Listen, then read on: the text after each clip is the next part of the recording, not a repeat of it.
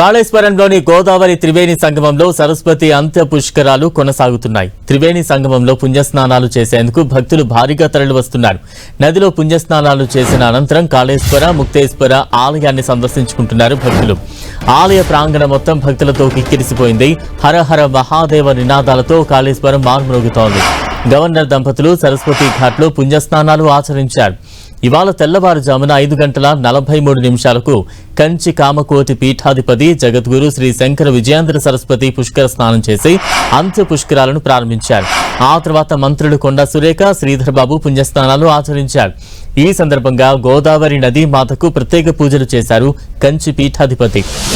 June 1 వరకు 12 రోజుల పాటు అంత్య పుష్కరాలు కొనసాగనున్నాయి. పుష్కరాల వేళ ప్రతిరోజు ఉదయం హోమాలు, సాయంత్రం సాంస్కృతిక కార్యక్రమాలు నిర్వహించనున్నారు. ప్రతిరోజు ఒక ప్రముఖ పీఠం స్వామీజీ నదిలో పుణ్యస్నానం ఆచరించనున్నారు. 12 రోజుల్లో సుమారు 30 నుంచి 40 లక్షల మంది భక్తులు త్రివేణి సంగమంలో పుష్కర స్నానాలు చేసే అవకాశం ఉంది. దీంతో ఘాట్ల దగ్గర ప్రభుత్వం అన్ని ఏర్పాట్లు చేసింది. గతేడాది సరస్వతి ఆది పుష్కరాల సందర్భంగా జరిగిన అనుభవాలను దృష్టిలో ఉంచుకుని అధికార యంత్రాంగం పగడ్బందీ చర్యలు చేపట్టింది. గోదావరిలో భక్తుల రక్షణ కోసం 100 మంది గజ ఈతగాళ్లను నియమించారు. వేసవి తీవ్రతను దృష్టిలో పెట్టుకుని పుష్కర ఘాట్ దగ్గర కాయర్ మ్యాట్లు, చలువ పందిళ్లు, 245 ఎకరాల్లో 1,70,000 వాహనాలు పార్కింగ్ చేసేలా ఏర్పాట్లు చేశారు.